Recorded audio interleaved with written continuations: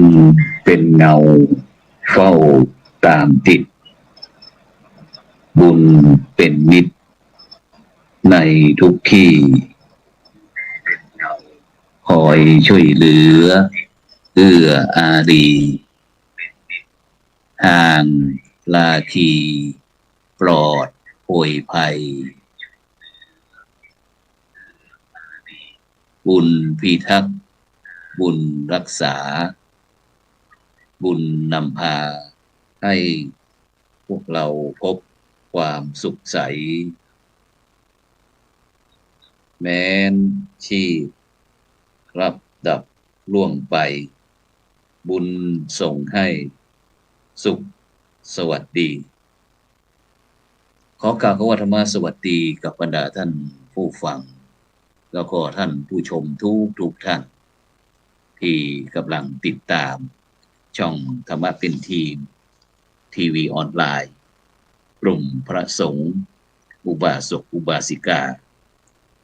ร่วมกันเผยแผ่ธรรมะออนไลน์ไลฟ์สดทาง Facebook ทาง YouTube สถานีวิทยุ FM คลื่น 104.50 เมกะเฮิรตซ์วัดฝ่ายหิน FM 88.25 วัดศรีบันเงินจังหวัดเชียงใหม่พร้อมทั้งสถานีวิทยุเครือข่ายคลื่นสีขาว8จังหวัดภาคเหนือ Facebook ท่านพระอาจารย์สาธิตธีรปัญโยสถาบันธรรมาภิวัตรอำเภอแม่เมาะจังหวัดลำปาง Facebook วัดหลวงจอมคำเขมรัตน์นครเชียงตุง Facebook พระครูอภิวัฒนวิกรมวัดปากทางเจริญอำเภอดอยหล่อจังหวัดเชียงใหม่พร้อมทั้งภาคีเครือข่ายทุกช่องทางซึ่งในค่ำคืนวันนี้ก็เป็นคืนวันเสาร์ที่22เดือนมิถุนายนปีพุทธศักราช2567ก้าวกับผมอัตมาภาพพระครูโสพลปริยัติก็ได้นำรายการพระพุทธศาสนา4แผ่นดินมาพบกับบรรดาท่านผู้ฟังท่านผู้ชมเป็นประจำทุกคืนวันเสาร์เวลาก็ตั้งแต่ 20 นาฬิกาเป็นต้นไปจนถึงเวลาประมาณ 21 นาฬิกาซึ่งบรรดาท่านผู้ฟังท่านผู้ชมก็สามารถที่จะให้กำลังใจโดยการกดติดตามกดไลค์กดแชร์เพื่อเป็นธรรมทานยิ่งแชร์มากก็ได้บุญมากแชร์น้อยก็ได้บุญน้อยไม่แชร์ก็ไม่ได้บุญหรือว่าจะร่วมสนับสนุนช่องธรรมะเป็นทีมของเราก็ที่ชื่อบัญชีก็ออมบุญออมธรรมวัดละบาททางธนาคารไทยพาณิชย์เลขที่บัญชีก็145244700-8ชื่อบัญชีก็พระมหาไทยธรรมกิจพระมหาชาญชัยพรหมประดิษฐ์แล้วก็พระอาจารย์ดร.จตุรงค์ชูศรีหรือว่าอีกบัญชีหนึ่งก็เป็นธนาคารไทยพาณิชย์เลขที่บัญชี376225327-2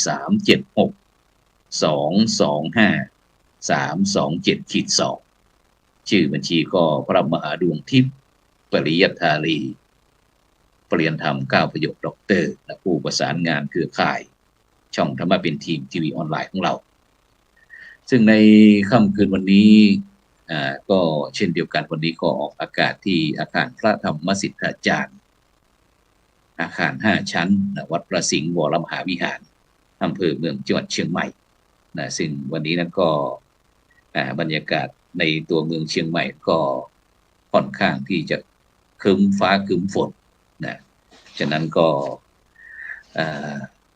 เป็นห่วงเรื่องสุขภาพกับบรรดาท่านผู้ฟังท่านผู้ชมเพราะว่าคืนที่ผ่านมานี้ก็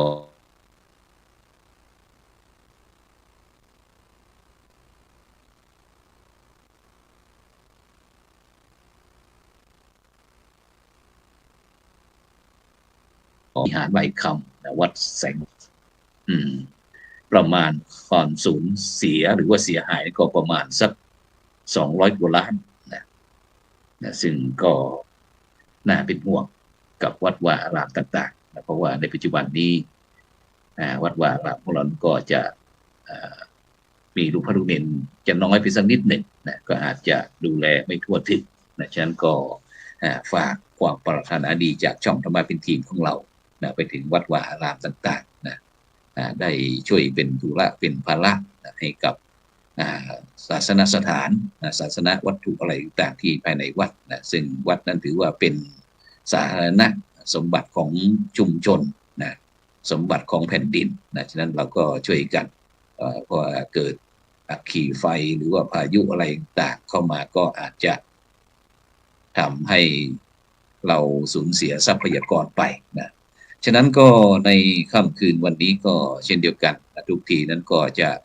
ได้รับความเมตตาจากคณะครูบาอาจารย์จากช่องธรรมะเป็นทีมของเรานะได้มาร่วมสนทนากันแต่ในช่วงนี้ก็อาจจะติดภารกิจนะแล้วก็ทางช่องเราก็เห็นเรื่องเร่งด่วนนะที่จะต้องมาคุยมาทำความเข้าใจกันว่าเพราะว่าในปัจจุบันนี้บทบาทพระสงฆ์นักพัฒนาของเราก็จะมีมากมายเสียเหลือเกินนะซึ่งก็อยากจะเอาข่าวดีๆเหล่านี้ไปกลบข่าวที่ทางโลกเขาบ้างนะเพื่อที่บรรดาท่านผู้ฟังท่านผู้ชมจะได้ยิ้มได้สบายใจนะเพราะว่าทุกวันนี้ไปตรงไหนก็ร้องโอยขึ้นก็โอยลงก็โอยกันไปหมดดังนั้นคืนนี้เราก็จะเอาผู้ปิดทองหลังพระนะมาคุยกันโดยเฉพาะเรื่องพระสอนศีลธรรมในโรงเรียนหรือว่าสถานศึกษานะที่ทางคณะสงฆ์เราได้จัดให้พระหนุ่มเนนน้อยนะหรือว่าคณะครูบาอาจารย์นะที่จะได้เข้าไปช่วยเสริมเติมเต็มนะโดยเสริมใยเหล็กให้กับบรรดายุวชนเยาวชนภายในโรงเรียนต่างๆดังนั้นเราก็จะไปพบกับผู้ร่วมรายการท่านแรกก่อนวันนี้ก็ไปที่ท่านอาจารย์พระอาจารย์รณชัยระนันชโยเจ้าอาวาสวัดธรรมวิเชียรนะพระสอนศีลธรรมอำเภอเชียงดาวจังหวัดเชียงใหม่นมัสการครับท่านอาจารย์รณชัยครับผมครับนมัสการครับผมได้ทักทายกับบรรดาท่านผู้ฟังท่านผู้ชมนะครับเปิดไมค์โอเคได้เลยครับถวายความเคารพพระอาจารย์นะครับครับผมสาธุครับได้ยินนะอาจารย์ได้ยินนะครับชัดเจนครับถวายความเคารพพระครูโสพลปริยัติซึ่งเป็นไอดอลในการเป็นพิธีกรเป็นผู้ดำเนินรายการที่ยอดเยี่ยมมากนะครับผมพระรณชัยระนันชโยเจ้าวาดวัดธรรมวิเชียรเชียงดาวแล้วก็เป็นครูสอนศีลธรรมที่อำเภอเชียงดาวนี่แหละตามโรงเรียนต่างๆก็เบื้องต้นอาจารย์จะให้เล่าเลยไหมหรือว่าเดี๋ยวแนะนำตัวก่อนแนะนำตัวก่อนครับผมครับสาธุครับผมเดี๋ยวเราไปที่อาจารย์สกุลจะเข้าร่วมรายการไหมหรือไปที่คุณโยมหน่อยโยมอาจารย์หน่อยอาจารย์พิเดชปรางทองอาจารย์จากโรงเรียนวัดมะกับตองหลวงนะอำเภอแม่วางครูแกนนำโครงการคุณธรรมเขตสำนักงานเขตพื้นที่การศึกษาประถมศึกษาเชียงใหม่เขต 4เจริญพรอาจารย์พิเดชกราบนมัสการครับอาจารย์ครับชัดเจนนะครับชัดเจนไหว้พระพุทธผู้สูงล้ำไหว้พระธรรมผู้สูงเลิศไหว้พระสงฆ์องค์ประเสริฐบ่อเกิดพระรัตนตรัยก้าวกับผมก็ขอนอบน้อมแด่องค์พระบรมศาสดาสัมมาสัมพุทธเจ้านอบน้อมพระธรรมและนอบน้อมพระสงฆ์ด้วยความเคารพเป็นอย่างสูงนะครับกราบสาธุครับสาธุกับผมครูพิเดชปรางทองนะครับก็ประสบการณ์สอนก็คือสอนโรงเรียนมัธยมศึกษานะครับแล้วก็โรงเรียนขยายโอกาสนะครับประสบการณ์สอนอยู่ประมาณ20 ปีนะครับสอนวิชาสังคมศึกษาแล้วก็วิชาพระพุทธศาสนาด้วยครับก็ยินดีเป็นอย่างยิ่งครับอาจารย์เจริญพรสาธุเป็นยังไงบ้างอาจารย์ที่เดชที่โรงเรียนวัดมะกัดตองหลวงที่อำเภอแม่วางของเราว่าปีนี้ลูกค้าลูกเนรเราเป็นยังไงบ้างหรือว่าเป็นโรงเรียนชาวบ้านหรือว่าเป็นโรงเรียนวัด เป็นโรงเรียนขยายโอกาสครับเป็นโรงเรียนประถมศึกษามีการไปเรียนถึงชั้นม.3 ครับอ๋อสาธุในปีที่แล้วมีลูกเนรเป็นมายังไงบ้างเรียนด้วยครับอ๋อปีที่แล้วมีลูกเนรมาเรียนด้วยครับอาจารย์แต่ว่าปีนี้เนี่ยไม่ปีนี้ได้มาเรียนแล้วครับไม่มีแล้วนะเพราะว่าอะไรถึงไม่มี คุยให้ฟังหน่อย รู้ต้นสายปลายเหตุไหม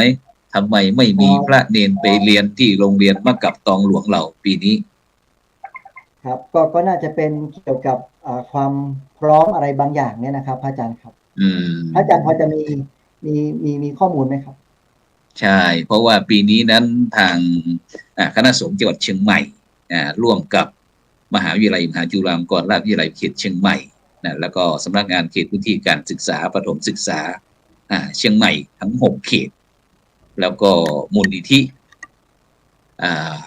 โพธิยาลัยได้จัดการศึกษาตามอัธยาศัยโดยเฉพาะที่ลูกพระลูกเนนที่ติดตามแรงงานหรือว่าที่ตกหล่นที่ไม่ได้รับการศึกษานะปีนี้นั้นก็โพธิยาลัยก็ได้เปิดนักลูกเนนที่ป .1 ถึงป .6 นะป .1 ถึงป .6 นี่ก็เข้าทุกทีนั้นก็จะไปอาศัยเรียนตามที่ท่านอาจารย์พิเดชได้พูดนั่นแหละแต่อาศัยที่ว่าผู้อำนวยการนั้นเป็นพุทธศาสนิกชนก็สงสารลูกเนรไม่มีสถานที่เรียนความจริงนั้นก็เขตพื้นที่การศึกษานั้นก็ไม่รับอยู่แล้วไม่รับอยู่แล้วแต่ก็โอนอ่อนผ่อนไปตามสถานการณ์ประเทศไทยเราแต่เมื่อทางคณะสงฆ์ได้มีการจัดการเรียนการสอนระดับประถมก็เราก็ได้รับอนุญาตจากเขตพื้นที่การศึกษาต่างๆแต่ก็ทำให้จังหวัดเชียงใหม่ของเราโดยเฉพาะเป็นไอดอลนะเพราะว่าก็ถือว่าเป็นบทบาทผลงานของพระสงฆ์รุ่นใหม่ที่ได้มีการขยายโอกาสทางด้านการศึกษาต่างๆนี้แล้วก็โดยเฉพาะก็ไม่ว่าจะเป็นสิทธิขั้นพื้นฐานเนาะเรื่องการศึกษาบ้างเรื่องการรักษาพยาบาลบ้างแล้วก็เพราะว่าทุกชีวิตมนุษย์ทุกคนจะต้องมี จะต้องมีสิทธิในการรักษาพยาบาลต่างๆโดยเฉพาะเมื่อลูกพระลูกเนรเหล่านี้ก็จะได้รับบัตรที่เป็นพี่น้องเพื่อนบ้านจะเป็นบัตรประจำตัวแล้วก็เป็นรหัสหัวจีเป็นรหัสหัวจีก็คือพี่น้องแรงงานต่างๆหรือว่าลูกพระลูกเนรเพื่อนบ้านได้อาศัยอยู่ตรงนี้อาศัยตรงนี้เป็นหัวจีเพื่อที่จะทำให้ประเทศชาติของเราได้มีความมั่นคงนี่ก็เพื่อความมั่นคงซึ่งก็ทางรัฐบาลพร้อมกับทางคณะสงฆ์นั้นก็จะได้จัดให้มีการศึกษาพัฒนาคุณภาพมากยิ่งขึ้นโดยเฉพาะในวันที่27นี้ก่อนที่พุทธมณฑลจังหวัดนครปฐมก็จะได้มีพิธีมอบบัตรหัวจีให้กับลูกพระลูกเนรด้วยซึ่งได้รับความเมตตาจากพระเดชคุณพ่อเจ้าคุณสมเด็จพระมหาธีรจารย์คณะกรรมการมหาธีรสมาคมฝ่ายการศึกษาสงเคราะห์ซึ่งก็จะมีการพรีเซนต์งานซึ่งก็จะมีหลวงพ่อเจ้าคณะจังหวัดก็ประมาณเกือบ20จังหวัดที่จะไปคุยกันตรงนี้นี่ก็เป็นความก้าวหน้าเรื่องการศึกษาของบรรดาบุคคลไร้รัฐไร้สัญชาติหรือว่าที่ติดตามแรงงานต่างๆติดตามคุณพ่อคุณแม่หรือว่าเกิดในประเทศไทยต่างๆซึ่งตรงนี้ก็เพื่อทางราชการนั้นก็ได้เน้นเรื่องที่ต้องการที่จะให้ลูกพระลูกเนรที่และติดตามแรงงานอะไรต่างๆเนี่ยได้รับการศึกษาและปฏิบัติด้วยฉะนั้นก็มีความเป็นไปมาที่โรงเรียนอาจารย์พิเดชปรางทองโรงเรียนขยายโอกาสมากับตองหลวงก็คงจะลดลงเยอะไหมลดจำนวนลงไปเกือบประมาณ10กว่าครับพระอาจารย์ครับแล้วเดี๋ยวสัปดาห์หน้าก็จะไปเยี่ยมลูกเนรอยู่นะครับคุณครูก็ยังไม่ทิ้งครับก็ไปถามสารทุกข์สุขดิบแล้วก็ไปให้กำลังใจลูกเนรครับเดี๋ยวสัปดาห์หน้าจะไปเยี่ยมด้วยเช่นเดียวกันครับซึ่งก็คงจะต้องไปช่วยเพราะว่าตอนนี้แม้แต่ค่าตอนนี้ทางมูลนิธิของเราก็ไม่ใช่ว่าที่จะมีปัจจัยหรือว่าเงินทองเป็น100 ล้านพันล้านที่จะมาจัดการศึกษาซึ่งก็ต้องอาศัยทั้งจิตอาสาต่างๆที่จะมาช่วยกันโดยเฉพาะ ไม่ว่าจะเป็นหมวดสาระสังคมภาษาไทยอะไรต่างๆการเรียนการสอนนี่ก็ต้องอาศัยครูภาษาไทยเข้ามาช่วยนะเพราะว่าตอนนี้แม้แต่เรื่องอาหารการกินต่างๆนี่ก็อาหารการฉันพระโรงเรียนก็จะต้องอาศัยโรงเรียนต่างๆเหล่านั้นไม่ว่าอย่างสมมติว่าลูกๆที่มีข้าวหัวในการสนับสนุนแล้วก็จะต้องแบ่งปันมาให้น้องด้วยฉะนั้นก็ต้องอาศัยจุดเริ่มต้นตรงนี้ซึ่งก็มีพี่น้องพุทธศาสนิกชนบ้างที่สนับสนุนในกระทั่งเขตพื้นที่การศึกษาบ้างไม่ว่าจะเป็นเรื่องอาหารการฉันแต่เป็นลูกพระโรงเรียนก็ไม่ค่อยมีปัญหาเท่าไหร่เรื่องการฉันลูกพระโรงเรียนก็อาจจะมีการบิณฑบาตนี้เป็นต้นนะฉะนั้นนี่ก็คือเป็นนิมิตหมายในยุคสมัย 5G ซึ่งเป็นยังไงบ้างเพื่อนๆอยู่ที่เห็นลูกค้าโรงเรียนขาดหายไปที่โรงเรียนมะกับตองหลวงของเรา เพื่อนๆเหงาไหม ได้สอบถามคุณครูหลายท่านนะครับท่านพระอาจารย์ครับก็รู้สึกคิดถึงลูกเนนนะครับแล้วก็ถามไถ่กันอยู่เป็นประจำนะครับสิ่งที่เราเป็นห่วงก็คือเรื่องของความพร้อมในการจัดการเรียนการสอนนะครับโดยเฉพาะเรื่องของเทคโนโลยีต่างๆแล้วก็การพัฒนาสมรรถนะนะครับของลูกเนนต่างๆเพื่อให้ทันกับสพททันกับองค์การปกครองส่วนท้องถิ่นอย่างเงี้ยนะครับซึ่งเพื่อนๆนักเรียนก็สอบถามนะครับแล้วก็พูดเป็นเสียงเดียวกันว่าลูกเนนที่เคยมาเรียนเนี่ยเป็นลูกเนนที่มีกิริยามารยาทเรียบร้อยนะครับแล้วก็มีความสุภาพมีความสำรวมซึ่งก็จะเป็นอีกบทบาทหนึ่งที่แตกต่างจากเด็กบ้านที่เข้ามาเรียนครับอาจารย์ครับนี่ก็จะเป็นอาจารย์หรือว่าคุณครูที่สอนโรงเรียนขยายโอกาสที่วัดโรงเรียนมะกับตองหลวงอำเภอแม่กลางจังหวัดเชียงใหม่ของเราแล้วอาจารย์กับผมจะขอชื่นชมไว้เลยนะครับว่าถ้าไม่มีสถาบันสงฆ์นะครับเด็กๆที่ด้อยโอกาสเด็กๆที่ไม่มีฐานะที่จะไปเรียนเนี่ยนะครับก็ต้องออกกลางคันนะครับเพราะฉะนั้นเนี่ยกับผมเองในฐานะที่เป็นครูบาอาจารย์มาเกือบ20 กว่าปีเนี่ยนะครับกับผมมีความชื่นชมแล้วก็ผมรู้สึกว่าสถาบันสงฆ์เนี่ยไม่ได้ทอดทิ้งสังคมนะครับยังมีหลายองค์กรนะครับยังมีหลายวัดด้วยกันที่ดูแลลูกเนนส่งจนกระทั่งเรียนจนจบนะครับแล้วก็ให้เรียนฟรีด้วยนะครับแล้วก็มีค่าใช้จ่ายด้วยซึ่งก็ถือว่าเป็นคุณูปการครับเพราะว่ากับผมเองก็มาจากเด็กที่ยากจนนะครับก็ต้องไปอาศัยข้าววัดกินจนกระทั่งสอบติดที่มหาวิทยาลัยเชียงใหม่นะครับแล้วก็มาเรียนที่นี่แล้วมาทำงานที่นี่ก็ยังอยู่วัดอยู่นะครับสมัยตอนเรียนก็ยังกินข้าววัดอยู่นะครับอันนี้ก็เป็นคุณูปการครับที่กับผมจะไม่ลืมพระพุทธศาสนานะครับโอเคแล้วทางที่เชียงดาวอาจารย์รณชัยเป็นอย่างไรบ้างที่เชียงดาวของเราที่ตอนนี้ที่วัดธรรมวิเชียร บรรยากาศที่ทางพี่น้องเชียงดาวฟ้าฝนตกบ้างไหม ก็ตอนนี้อากาศดีครับอาจารย์ช่วงจะตกช่วงกลางคืนเนาะแล้วก็ตอนกลางวันนี้ก็จะมีเรียกว่าก็สบายๆแหละอยู่ในเรียกอากาศอบอุ่นแล้วกัน ไม่บอกว่าร้อนบอกว่าอบอุ่นแล้วก็ส่วนหนึ่งทางวัดธรรมวิเชียรเองเนี่ยเราก็มีสามเณรนะที่พูดถึงเมื่อกี้อาจารย์พูดถึงโยมอาจารย์กับพระครูได้คุยกันเนี่ยเราก็เห็นแล้วก็เราก็ชื่นชมเมื่อ2 วันนี้พระอาจารย์ดร.วิสิทธิ์เนี่ยพระอาจารย์พระดร.วิสิทธิ์เนี่ยท่านก็มาเยี่ยมชมที่วัดอยู่มาเยี่ยมเยียนแล้วก็ได้สนทนาแบบสันติศึกษากันว่าการศึกษาของเยาวชนของเด็กของนักของสามเณรโดยเฉพาะเมื่อกี้ที่พูดถึงสามเณรหัวจีเนาะทางของวัดธรรมวิเชียรเองตอนนี้มีอยู่4 รูปซึ่งเราก็เอาไปฝากไว้เรียนอยู่ที่ศพภาพเนาะแล้วก็เมื่อ2 วันนี้ก็ได้มีการประชุมคณะกรรมการพื้นฐานการศึกษาของอำเภอเชียงดาวเนี่ยของจังหวัดที่ของตัวมัธยมโรงเรียนมัธยมเนี่ยก็ได้เจอกับพระอาจารย์เรียกว่าตู้หนึ่งท่านมีสามเณรหัวจีอยู่เนี่ย30 กว่ารูปนะ30 รูป เนี่ยไม่อิดครับก็ได้สนทนากันเราก็มีโครงการแบบว่าเราจะร่วมมือกันส่วนของผมเนี่ยถ้าของผมเนี่ย4 รูปที่แรกว่าจะเอาไป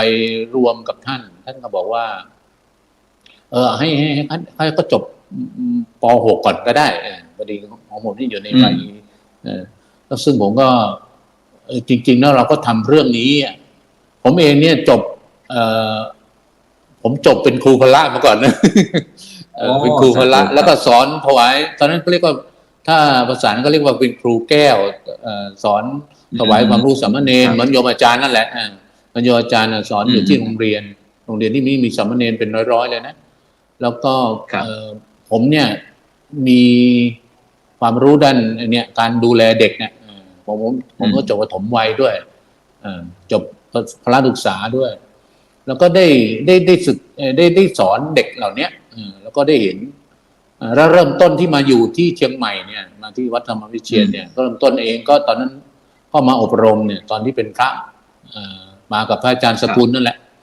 มาอบรมเด็กโรงเรียนอยู่ในเชียงดาวเนี่ยนะเยอะเลยทีเดียวก็ประมาณเด็กป.6 เด็กม.1 เด็กประถมป.3 ป.4 นะเยอะเลยแล้วก็พอช่วงภาคฤดูร้อนก็จะบวชพระบวชสามเณรแก้วเนี่ยแต่นี้พอดีของอาจารย์มาเนี่ยของอาจารย์วิสิทธิ์เนี่ยท่านมาให้แนวเนี้ยผมว่าจะเป็นโอกาสที่ดีเนาะตอนนี้ก็ถือว่าเนี่ยเราได้เห็นความร่วมมือเห็นความตั้งใจของพระครูเองเนี่ยที่ได้ทำผมก็ติดตามอยู่นะเนี่ยเห็นธรรมะเป็นทีมเนี่ยได้ติดตามว่าเราเริ่มมีเรียกว่าอะไรDNA มันตรงกันเจตนารมณ์ที่ตรงกันโดยเฉพาะวัดธรรมวิเชียรเรามีคอนเซปต์ว่าสร้างคนสร้างวัดสร้างพระแล้วก็พระก็สร้างคนดีเนี่ยสร้างคนดีสร้างศาสนทายาทครับผมเองก็ยินดีและสนับสนุนในทุกอย่างนะในความตั้งใจข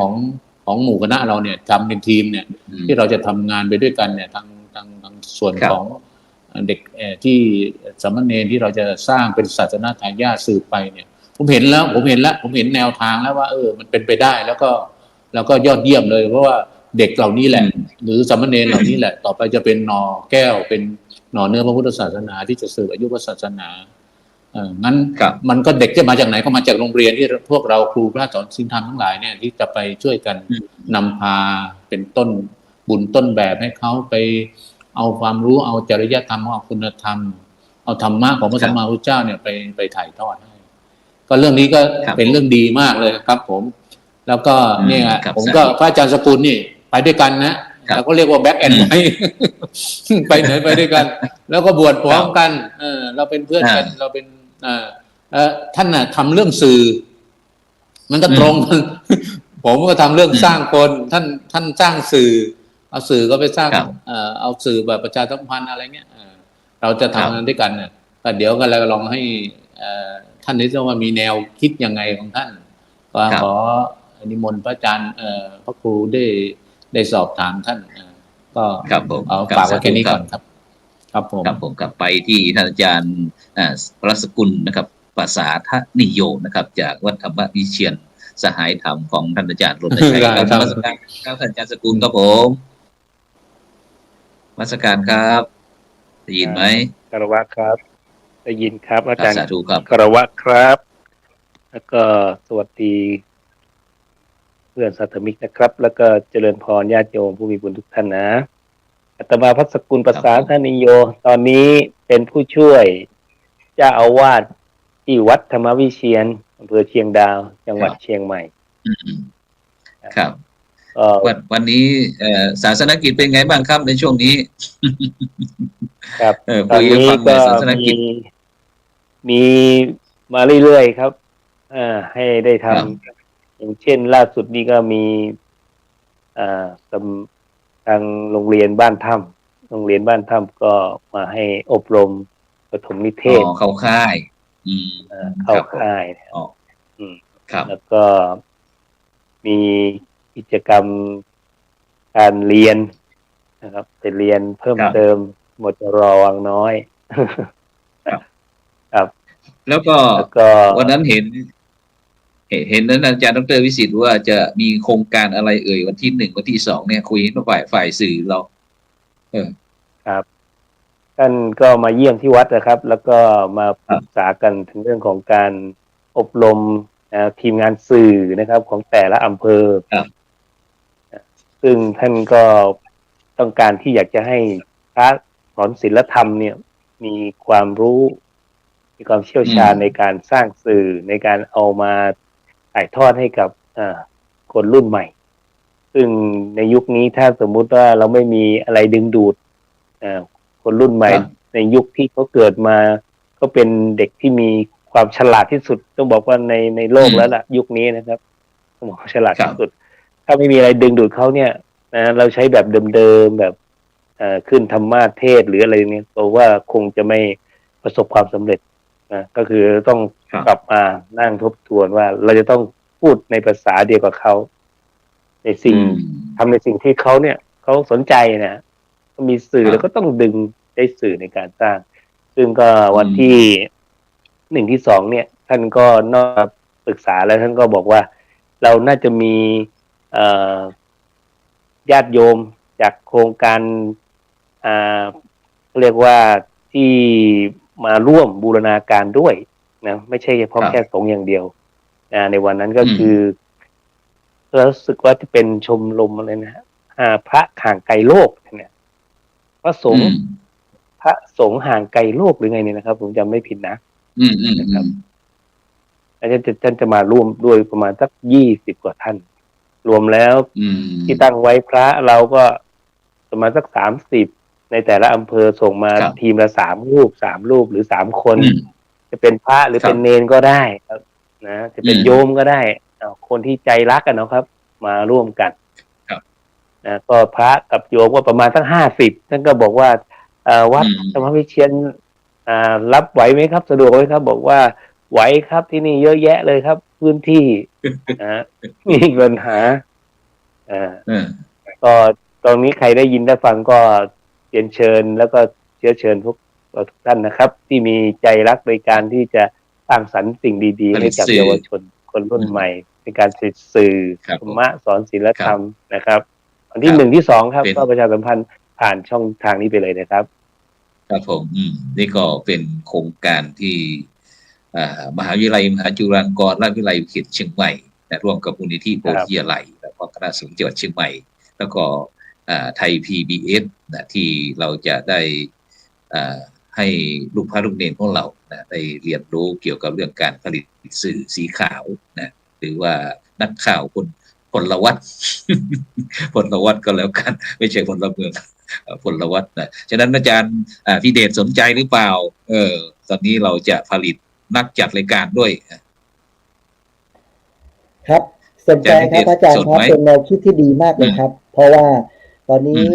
สถานการณ์ปัจจุบันเนี้ยเราก้าวข้ามยุค 4.0 มาแล้วนะครับและเราจะไปถึงในยุคของ AI นะครับเพราะฉะนั้นเนี่ยผมคิดว่าพระสงฆ์เองนะครับครูสอนศีลธรรมก็ดีหรือว่าครูสอนพระพุทธศาสนาเองก็ดีเนี่ยจำเป็นจะต้องปรับตัวนะครับเพราะว่าจาก 4.0 เนี่ยไปสู่ยุค AI หมายความว่าเป็นยุคที่ปัญญาประดิษฐ์จะเข้ามานะครับเพื่อเป็นสื่อเป็นเครื่องมือนะครับที่คุณครูจะสามารถเอาไปใช้ในการเรียนการสอนได้นะครับซึ่งมี AI หลายตัวครับที่สร้างเป็นแอนิเมะนะครับพระพุทธศาสนาพุทธประวัตินะครับหรือว่าอธิบายหลักธรรมอย่างเงี้ยน่าสนใจมากเลยครับอาจารย์ครับใช่ซึ่งถ้าเป็นสมัยก่อนนี้เราก็อาจจะใช้เวลาเยอะในการค้นหาข้อมูลในการที่จะต้องไปอ่านหนังสือยืมหนังสือตามห้องสมุดบ้างอะไรบ้างต่างๆนี่นะแต่ในปัจจุบันนี้IG อะไรต่างๆเหล่านี้ระบบทั้งเหล่านี้ที่มันกำลังจะเข้ามาก็จะทำให้มนุษย์คนเรานั้นจะต้องเร่งขวนขวายที่ว่าใครที่ไวกว่าทันสมัยกว่าก็ย่อมจะได้เปรียบจะย่อมได้เปรียบแต่เราก็อยากจะให้การได้เปรียบเสียเปรียบเนี่ยให้อยู่ในหลักศีลหลักธรรมโดยเฉพาะในปัจจุบันนี้ที่มหาวิทยาลัยมหาจุฬาลงกรณราชวิทยาลัยเขตเชียงใหม่ของเรานี่ก็ได้มีการส่งเสริมสนับสนุนโครงการพระสอนศีลธรรมในโรงเรียน นะพระสอนศีลธรรมในโรงเรียนโดยเฉพาะเมื่อไม่กี่วันที่ผ่านมาเนี่ยไม่กี่วันที่ผ่านมาเราได้มีโอกาสไปที่เขตพื้นที่การศึกษาตอนนี้เดี๋ยวเราไปพบกับท่านอาจารย์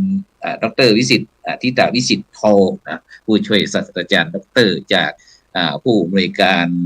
สำนักงานฝ่ายวิชาการมหาวิทยาลัยมหาจุฬาลงกรณราชวิทยาลัยเขตเชียงใหม่นมัสการครับอาจารย์ดร.วิสิทธิ์ครับผม ครับสวัสดีครับอาจารย์พระครูโสพลแล้วก็ครูบาอาจารย์ท่านนะครับพระอาจารย์ครับพี่เดชด้วยอาจารย์ดร.ครับครับแต่นมัสการพระอาจารย์ดร.ครับกับผมเองก็เป็นศิษย์วัดนอนเหมือนกันนะครับไปทำอะไรมาถึงช้าเพิ่งเลิกพอดีเคลียร์งานนิดนึงกันเลยว่าอาจจะเข้าช้านิดนึงครับไปคุยกันไปเรียบร้อยแล้วใช่ไหมครับหรือยังไงครับอาจารย์ยังครับยังรออาจารย์อยู่พอดีเรากำลังคุยเรื่องโครงการที่มหาวิทยาลัยมหาจุฬาเราก็คุยเกี่ยวกับแรกๆนั้นก็เกี่ยวกับเรื่องสถานเขตพื้นที่การศึกษานะครับได้ให้อนุญาตกับโพธิยาลัยนะครับได้จัดการเรียนการสอนตามอัธยาศัยนักเรียนระดับป .1 ถึงป .6 นะครับแล้วก็มีการที่เกี่ยวกับเรื่องการอบรมสื่อนะครับที่จะเกิดขึ้นในวันที่1ที่2ที่วัดธรรมวิเชียรครับอำเภอเชียงดาวจังหวัดเชียงใหม่ของเรานะครับแล้วก็กำลังจะคุยเรื่องโครงการพระสอนศีลธรรมในโรงเรียนครับซึ่งก็ได้ท่านอาจารย์ดร.วิสิทธิ์ทิตาวิสิทธิ์โทนะครับผู้ช่วยศาสตราจารย์ดร.นะครับที่ได้เป็นผู้อำนวยการสนับสนุนฝ่ายวิชาการกับมจร.วิเทศเชียงใหม่ที่เป็นผู้ดูแลเกี่ยวกับโครงการพระสอนศีลธรรมในโรงเรียนปีนี้นะครับฉะนั้นก็จะมีอะไรที่มากมายครับมากมายที่เกิดขึ้นประมาณ 2-3 เดือนนี้นะครับก่อนนั้นเราก็อย่างที่คุยกันนะครับว่าทางจังหวัดเชียงใหม่ของเรานี่ก็จะได้มหาวิทยาลัยมหาจุฬาลงกรณราชวิทยาลัยเขตเชียงใหม่ของเราก็จะได้รับโควต้ามาประมาณ550ครับแต่ก็ที่ผ่านมาก็ไม่ถึงนะครับประมาณสัก100 กว่าหรือว่า200ต้นๆนะครับแต่ในปัจจุบันนี้ของเราก็ประมาณสัก400 กว่านะครับก็จะเหยียบ500ขึ้นนะครับ500ขึ้นเพราะฉะนั้นก็นี่คือความเคลื่อนไหวนะครับของโครงการพระสอนศีลธรรมในโรงเรียนคณะสงฆ์จังหวัดเชียงใหม่ของเรานะครับฉะนั้นท่านอาจารย์ครับโดยเฉพาะวันนั้นที่เห็นว่า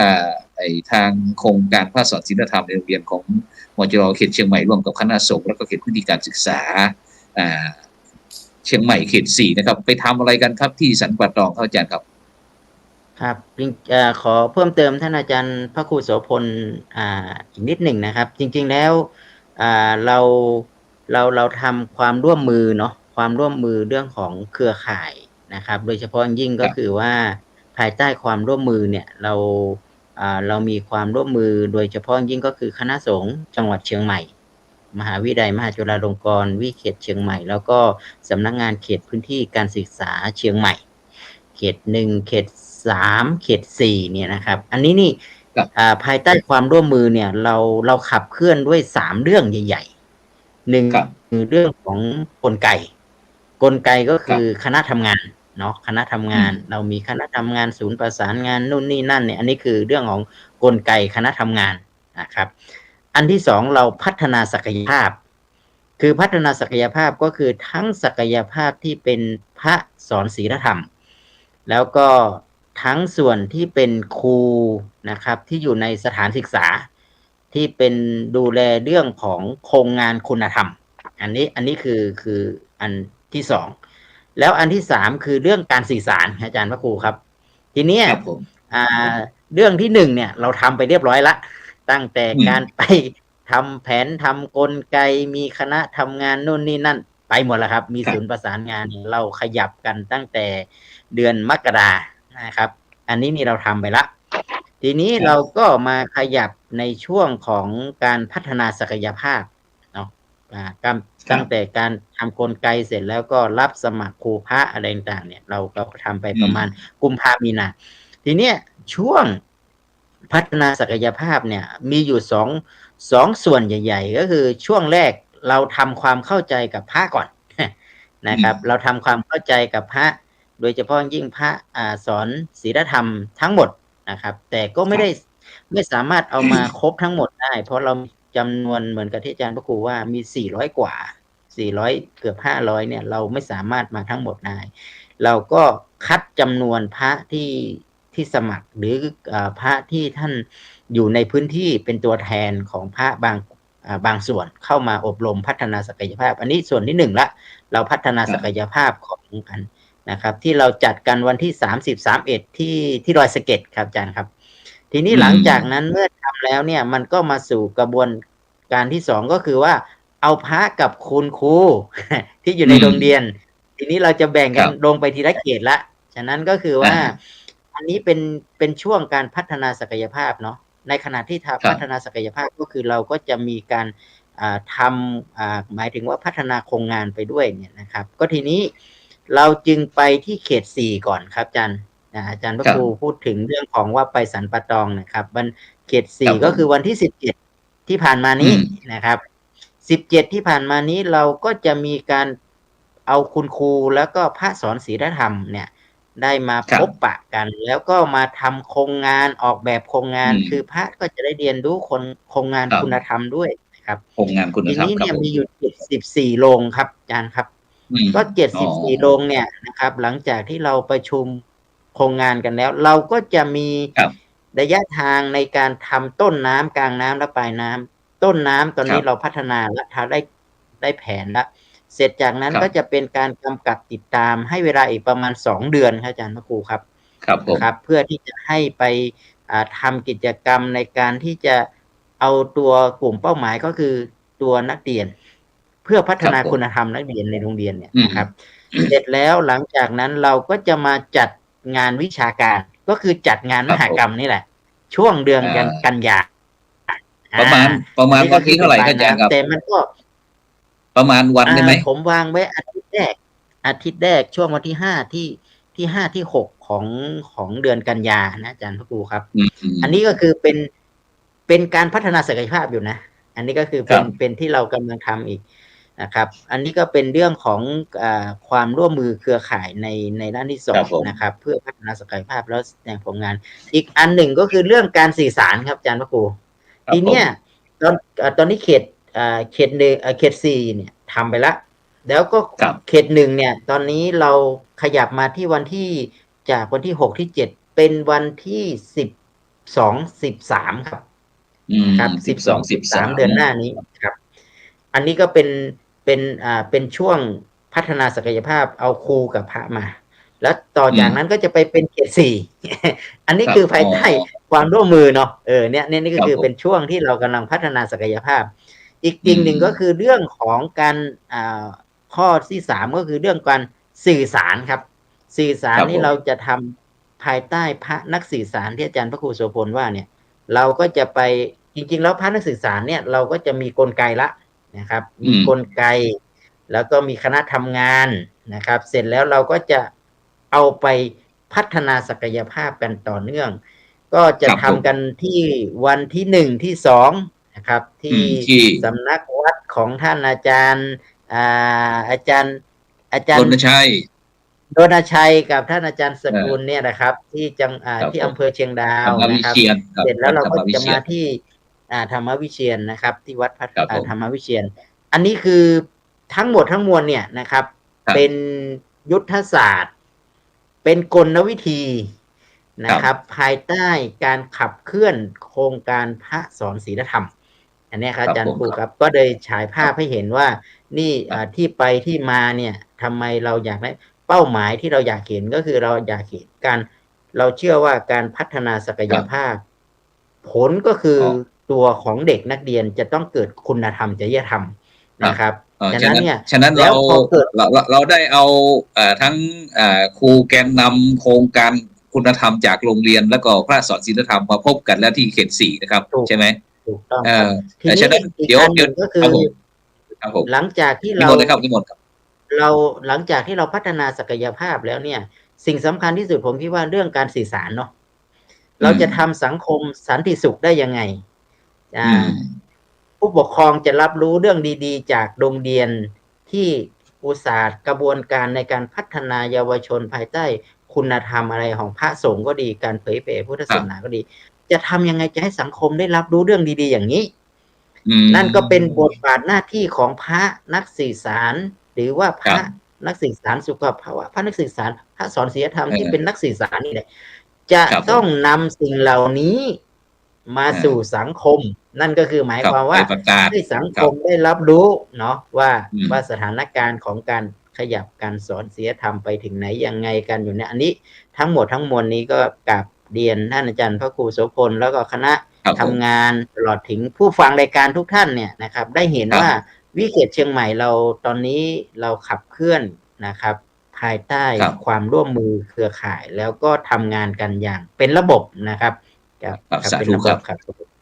ครับสาธุครับงั้นเราไปนอกจากที่เราได้พบกันแล้วระหว่างแกนนำครูแกนนำโครงการงานคุณธรรมนะครับจากตัวแทนจากโรงเรียนต่างๆ แล้วก็พระสอนศีลธรรมในอำเภอสารพีหางดงนะครับสันป่าตองแม่วางแล้วก็ในหล่อก็ไปพบกันที่สำนักงานเขตพื้นที่การศึกษาประถมศึกษาเชียงใหม่เขต 4 ที่สันป่าตองเราได้เพชรเม็ดงามอีกเม็ดหนึ่งครับก็คือท่านอาจารย์พิเดชปรางทองนะครับโรงเรียนมะกับตองหลวงอำเภอแม่วางจังหวัดเชียงใหม่เป็นยังไงบ้างอาจารย์พิเดชวันนั้นเราได้หลังจากที่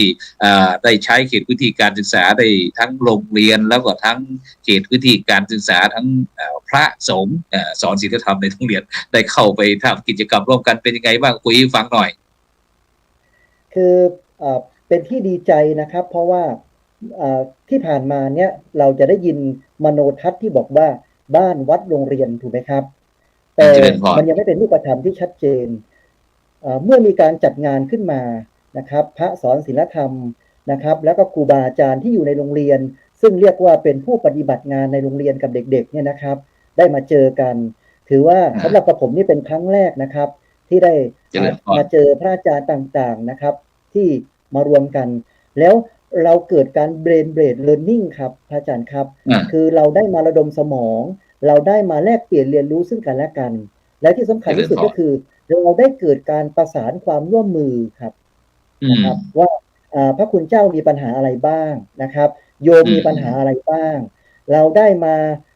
คอนซัลท์ซึ่งกันและกันด้วยนะครับอันนี้ผมว่าเป็นนิมิตหมายอันดีและเป็นรูปธรรมที่ชัดเจนว่าบ้านวัดโรงเรียนประสานความร่วมมือกันนะครับครูก็รู้สึกว่าครูไม่ได้อยู่อย่างโดดเดี่ยวอีกต่อไปครับโรงเรียนก็ไม่อยู่โดดเดี่ยวต่อไปนะครับแล้วก็มีสถาบันของสงฆ์นะครับมหาวิทยาลัยมหาจุฬานะครับหรือว่าหลายๆสถาบันด้วยกันเข้ามาซัพพอร์ตเข้ามาเติมเต็มนะครับแล้วก็พร้อมที่จะให้การสนับสนุนอันนี้คือความปลื้มปิติและความยินดีนะครับของคณะครูและนักเรียนนะครับฉะนั้นเราก็คงจะได้มีโอกาสได้มาพบเจอกันบ่อยๆเพราะว่าวันนี้เรามีเวลาแค่ชั่วโมงเดียวก็เหลือเวลาประมาณสัก13 นาทีเองเวลามีน้อยเลยฉะนั้นอาจารย์รณชัยได้ยินแล้วเพราะว่าเราอยู่เขตเท่าไหร่เขต2เขต3เหรอเขต3อาจารย์เขต3เป็นยังไงบ้างเขต3พระสอนศีลธรรมในโรงเรียนเราเห็นเขต4เขาลุยงานแล้วถ้าอย่างเช่นต้องบอกว่าต้องกราบอนุโมทนาบุญกับพระอาจารย์ดร.วิสิทธิ์เนี่ยที่ท่านใส่ใจนะเห็นการมาของท่านเนี่ยโอ้มาเยี่ยมมาเยียนมาดูมาแลแล้วก็ทางคณะของคณะสงฆ์ทางเชียงดาวเนี่ยที่ดูแลเรื่องของการครูพระสอนศีลธรรมเนี่ยซึ่งเรามีก็ไม่มากเท่าไรหรอกแต่ว่าประมาณสัก 5-6 รูปเนี่ยแต่เราก็ได้รวมทีมกันโดยมีพระอาจารย์มหาวัดบ้านออนวัดบ้านออนท่านก็อยู่ในการสื่อสารอยู่แล้วก็เหมือนว่าท่านก็เหมือนจะส่งมอบให้ผม2 รูปนี่แหละเป็นหลักเป็นแกนในการเมื่อวานนี้ผมก็ได้ประสานไปทางพระอาจารย์ที่เป็นเจ้าคณะตำบลที่ท่านดูแลเรื่องการศึกษาเนี่ยเราก็เสนอว่าวันเนี่ยพระอาจารย์วิสิทธิ์ดร.เนี่ยท่านมอบหมายให้วัดธรรมวิเชียรเนี่ยเป็นตัวแทนในการที่จะอบรมเรื่องของพระนักสื่อสารแล้วก็เพื่อจะได้มีเรื่องสื่อเรื่องอะไรที่เราจะไปพัฒนาเด็กของเราในอำเภอเชียงดาวเนี่ยซึ่งเป็นเรียกว่าหลากหลายเนาะหลากหลายเรื่องหลากหลายของหลากหลายสถานะหลากหลายที่มาที่ไปซึ่งเราก็มองว่าอันนี้มันเป็นเรื่องไม่ได้มองเป็นอุปสรรคนะใช่ไหมตัวผมเองก็มองว่าเป็นเรื่องดีเด็กที่มันหลากหลายนี่แหละคือการเรียนรู้ที่มันสร้างความแตกต่างได้แล้วก็ เอ่อต้องบอกว่าชื่นชมความอะไรวิสัยทัศน์ของพระอาจารย์ดร.ท่านเนี่ยที่มองถึงว่าเราจะพัฒนายังไงไม่ใช่เราจะอยู่แบบเดิมๆสอนแบบเดิมๆใช้สื่อแบบเดิมๆเด็กเนี่ยมันเปลี่ยนไปเยอะโลกยุคสมัยนี้ก็เปลี่ยนไปเยอะแม้แต่ตัวพระเองนี่ก็ต้องปรับเปลี่ยนอาจารย์ครับต้องปรับเปลี่ยนนะฮะเรื่องการสื่อสารการพูดกันการที่จะเทศสอนหรือการที่จะใช้สื่อใช้อะไรกับเด็กเนี่ยมันต้องเรียกว่ามันต้องละเอียดอ่อนแล้วก็ต้องมีความรอบคอบมีสติอยู่กับสิ่งนี้ซึ่งตอนนี้เรียกว่าคณะสงฆ์เชียงดาวก็ตื่นตัวแล้วเริ่มตื่นตัวแล้วว่าเพราะว่าผม2 รูปเนี่ยตอนนี้ก็มีทางโรงเรียนต่างๆเนี่ยมาติดต่อเรื่องของการอบรมแล้วก็ผมเองก็มีโครงการประจำของวัดอยู่แล้วคือทุกเดือนเนี่ยจะมีการจัดบวชพระทุกเดือนแล้วก็จัดบวชสามเณรด้วยทุกเดือนตรงนี้มันก็เป็นกิจกรรมที่เราเอามาบูรณาการร่วมกันแต่ผมก็มองว่ามันก็เป็นเอกลักษณ์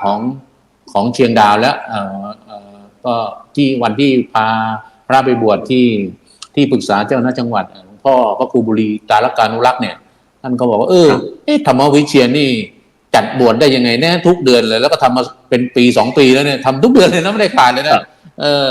แต่ว่าเราอยู่ในการสื่อสารเราอยู่ในการที่จะประชาสัมพันธ์เหมือนกับที่พระอาจารย์ดร.ท่านพูดว่าเราเองจะต้องช่วยกันประชาสัมพันธ์ใ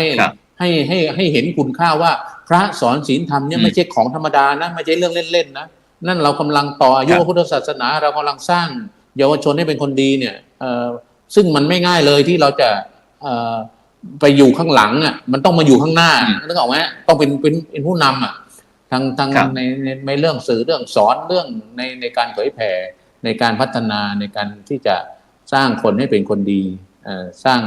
เยาวชนให้สืบสานอายุพุทธศาสนาเนี่ยครับก็เดี๋ยวผมก็จะทำให้มันตื่นตัวต่อไปฮะในต้อง2 รูปนะฮะช่วยกันครับขอบคุณพระอาจารย์มากที่ยังยืนหยัดอยู่ตรงนี้ฮะขอบคุณมากนะแล้วก็ยินดีให้ความร่วมมือทุกอย่างเลยครับครับผมครับเพราะผมคารวะครับครับอย่างนั้นไปที่ท่านอาจารย์สกุลครับอาจารย์สกุลครับโดยเฉพาะในปัจจุบันนี้ลูกๆของเรานักเรียนของเราโอ้ยมีทุกสิ่งทุกอย่างครับมีIGอยู่ในมือถือหมดครับถ้าอาจารย์เป็นพระสอนศีลธรรมอาจารย์คิดว่าจะผลิตอะไรดีครับท่านอาจารย์ที่มันจะให้เด็กๆมันไม่ห่างกับพวกเราอย่างพระสอนศีลธรรมอาจจะอายุ อาจจะสูงสักนิดนึง